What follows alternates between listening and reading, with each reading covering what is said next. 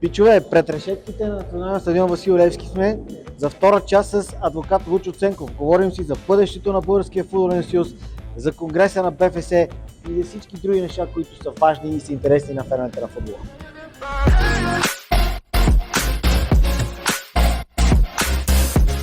Пичове, искам да благодаря на моите спонсори от пивоварница Фрикс, истинската пивоварница на Пловдив. Можете да намерите на булевард Източен, номер 69, под Комина. Какво има там? Крафт бира, приготвена на място, както и много вкусна храна с крафт почерк. Ако пътувате от София към Пловдив или от Пловдив към София или от морето към София, спрете там, пинете по една бира, хапнете вкусна храна и продължете своя път. Да, сега пак по твоята част за футболните клуби, които бяха отстранени. Айде, пак ме връщаш дълбоко. Аз тъмна ми изплувах малко, тък му изплувах малко. Някакъв канал в пичове, тук ще Да. как го пипих, ти си адвокат, как ще зазнаме конкретно. Това беше сериозен проблем. Голям брой клубове бяха изключени от Българския футболен съюз. Тези, които искаха да гласуват за Димитър Бербатов. Той си направи отделна футболна лига, отделно футболно първенство с съдии и така нататък, които участват в тези клубове. Сега обаче, как и може ли въобще тези клубове отново да се върнат, защото се предполага, че те ще бъдат тези, които ще дадат гласовете си за Димитър Бербатов на предстоящия конгрес. Много интересно в устава на БФС какво пише по този въпрос. На практика пише, че могат да бъдат отнети лицензите, да бъдат изключени, футболните клубове могат да бъдат изключени, точно това е записано. Изключени. Могат да бъдат изключени. Да, но как могат да бъдат върнати, да кажем? Или могат ли въобще? Ами могат да си пуснат отново молбата, да бъдат лицензирани, да бъдат включени като членове на Българския футболен съюз. На практика няма отделна процедура за изключени клубове. Процедурата е една и тя е за всички клубове, които биха искали да бъдат членове на Българския футболен съюз. И няма период, в който ако си изключен, трябва да си го изтърпиш, може да се върнеш. Не.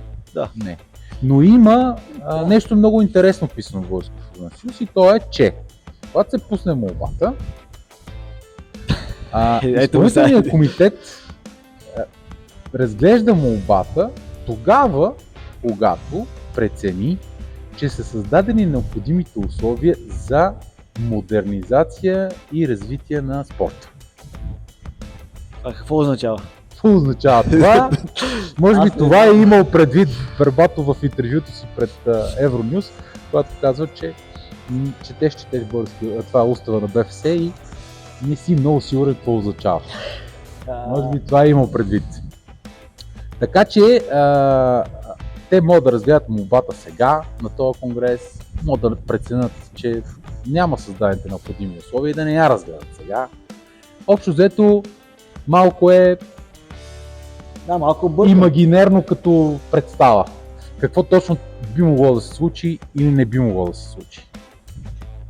Добре, я да видим друго какво може да се случи. Има един... Чисто юридически говорим, нали? Да, чисто юридически. Трябва да стане ясно, че все пак живеем в България. Особено в българския футбол, много от нещата не се случват чисто юридически.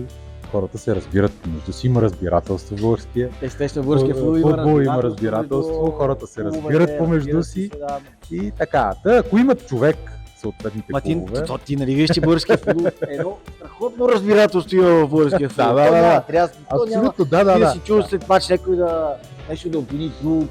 Или има някакъв проблем с съдята, или с ВАР системата. Ти чул ли си такова? Не, нито веднъж.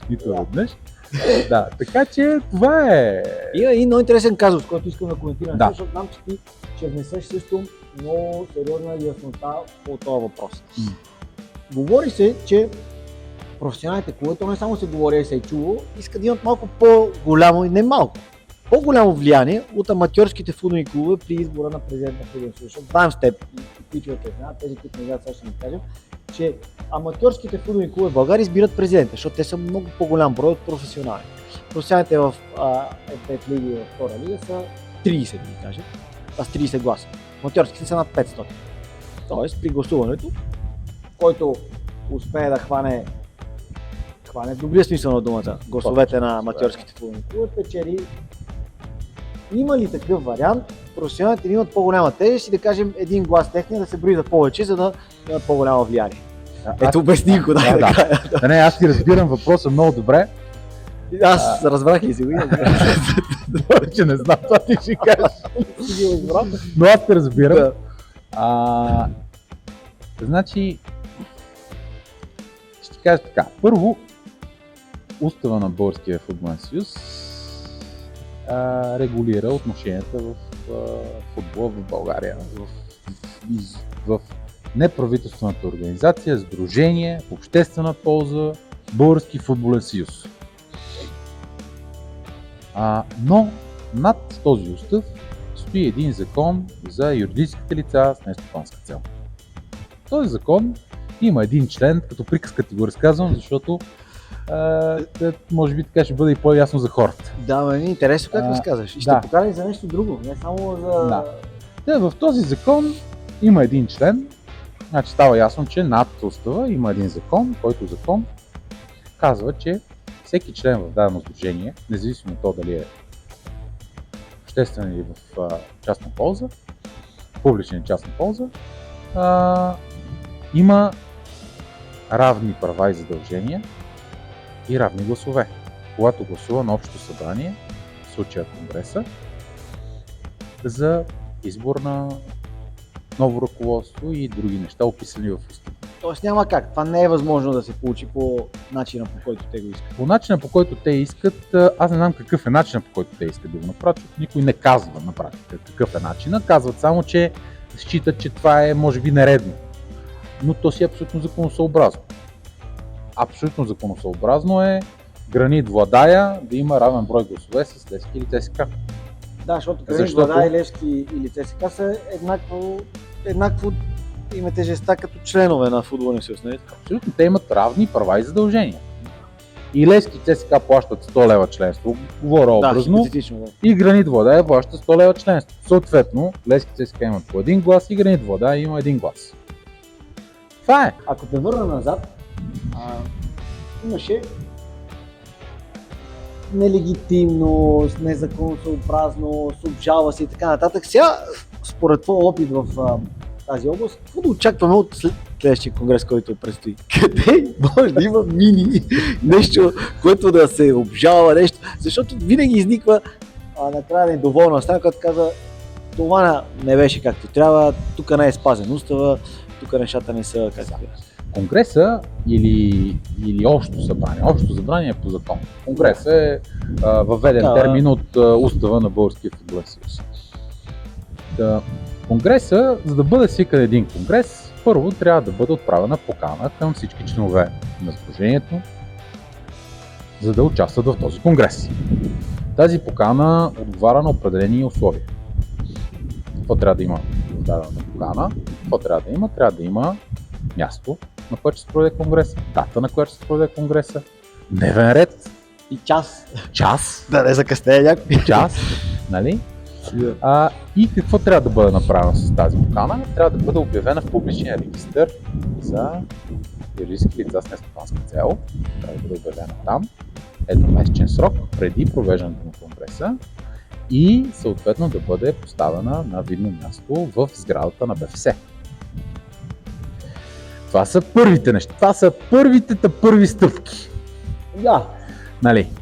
Всяко едно нарушение на тия стъпки може да доведе до обжалване на конгреса. Защото той не е свикан по регламентирания ред. Оттам нататък продължаваме по стъпките. Свикваме конгреса, идват хората на конгреса, делегатите. Какво се случва? Понеже споменах вече Гранит Владая, ще спра да ги споменавам. Слънотрън, примерно, отбора и Гигант Съединение, примерно, и още някой друг отбора от Кула, решават, че ще избратят, и отбора от Ловеч, да речем, и решават, че ще изпратят един делегат. Няколко клуба ще изпратят. 4 клуба ще изпратят един делегат. Какво ще се случи тогава? Тогава ще се окаже, че този делегат няма да може да гласува с 4 гласа, а може да гласува максимум с 3. И на практика 4 клуба ще си изпратили представител, но един от тях отпада. Т.е. тази Тази В точка закона трябва има- хубаво да се види, Да, в защото... закона има ограничение на упълномощаването. До 3 клуба могат да упълномощат едно и също лице. А ти мислиш, че някакви ще упълномощи, те се натискат, идват тук на конгреса. Напълно е възможно. А. Напълно е възможно с оглед на това, че все пак се пестят и разходи. Да.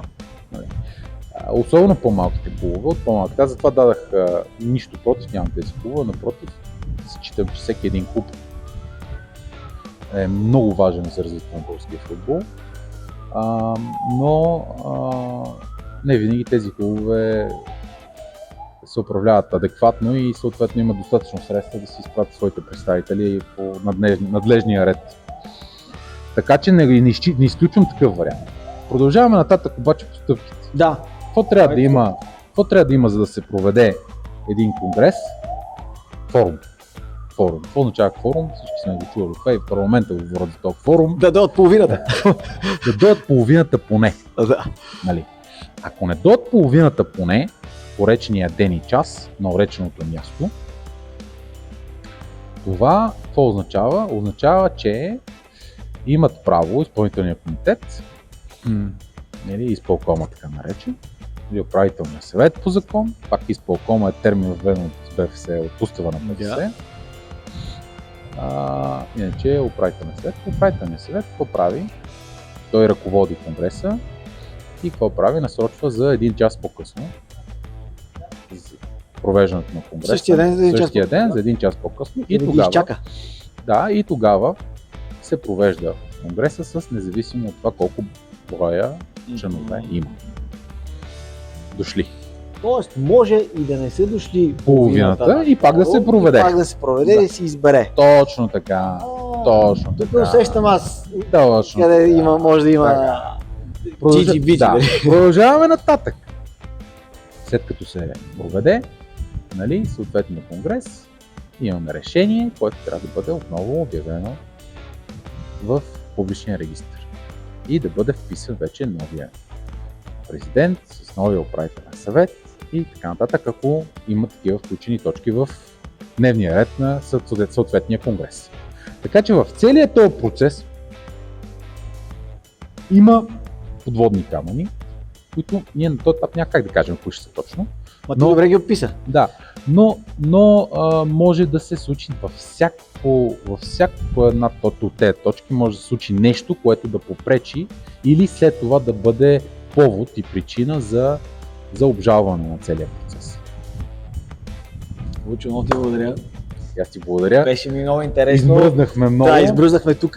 Но съм сигурен, че и хората тогава на матча с Унгария също не са били. Не им беше добре, да. То беше горе-долу така, 4-5 градуса и ги пръскаха с вода.